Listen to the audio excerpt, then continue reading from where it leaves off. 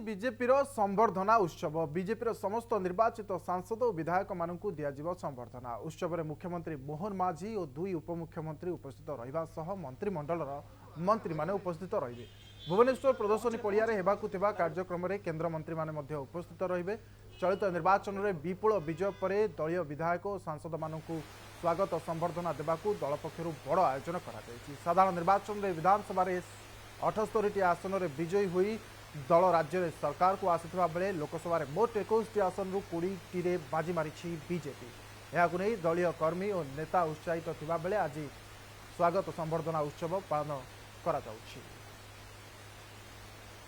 तो भुवनेश्वर में आज बीजेपी स्वागत संबर्धना उत्सव बीजेपी समस्त निर्वाचित सांसद और विधायक मानू दिज्व संबर्धना। बीजेपी प्रथम थर पर ओडिशा रे सरकार गठन करछि एवं सरकार गठन करबा परे प्रथम थर पर विधायक एवं सांसद मानू स्वागत संबर्धना दिज्व एने की बड़ प्रस्तुति करा जायछि। भुवनेश्वर रे बीजेपी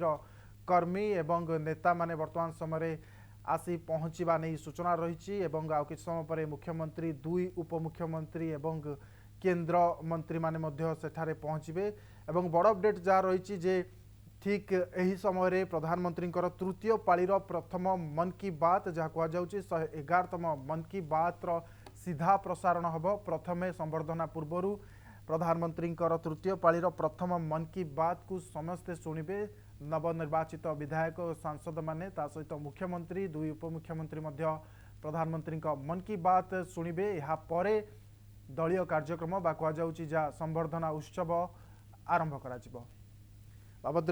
अधिक अपडेट नवा देवाशीष सासमल आम सहित लगातार भाव जोड़ी। देवाशीष आपण निकट को जावाक चाहिए कि समय पूर्व आप चित्र देखाते कि भाव में प्रस्तुति चलती वर्तमान समय कौन अपडेट रही केते जन आसी पहुंचले कि रही चित्र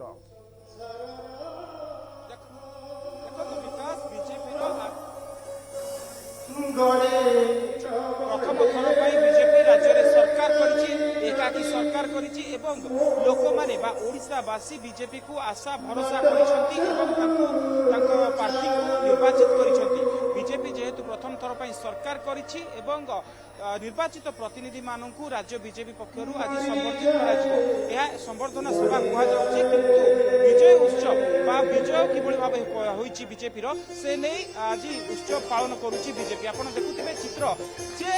वर्तमान जो भली भाव में प्रदर्शनी पड़िया रही प्रदर्शनी पड़िया बीजेपी कर्मकर्ता ठू आरंभ कर मंडल सभापति समस्त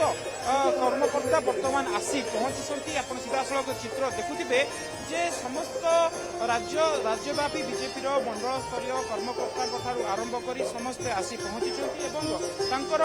आज जेहेतु संबर्धना सभा पालन करा मुख्यमंत्री मोहन चरण माझी दुई उपमुख्यमंत्री प्रभाती परिड़ा और कनक वर्धन सिंहदेव उपस्थित रहिबे एवं सहित 78 बीजेपी विधायक उपस्थित रहिबे एवं 20 सांसद जो भाव निर्वाचित करिसेंती से माने उपस्थित रहिबे एवं तांकु संबर्धित करा एवं यही संबर्धना बा विजय उत्सव रूपे पालन करा राज्य बीजेपी तरफ अनेक अनेक तृणमूल स्तर नेता माने आसिचंती एवं तांकर जहाँ आज विजय उत्सव पालन करा जाउची एवं जो विजय उत्सव पालन करा जाउची आपण देखंतु समस्त अंचल बा ओडिशावासी बीजेपी नेतृत्व आसिचंती आम सहित अनेक बीजेपी कर्मकर्ता अछंती। तो देखबा गले संबर्धना सभा नुहे विजय उत्सव पालन करूची बीजेपी। देखो आज भारतीय जनता पार्टी राज्य शाखा पक्षर विजय उत्सव पालन कराने समस्त अत्यंत उत्साहित छु। जो भली भाव में ओडिया अस्मिता ओडिया संस्कृति परंपरा को लेकर भारतीय जनता पार्टी निर्वाचन लड़ीला एवं ओडिशार जनसाधारण ताकू स्वीकृति देइचंती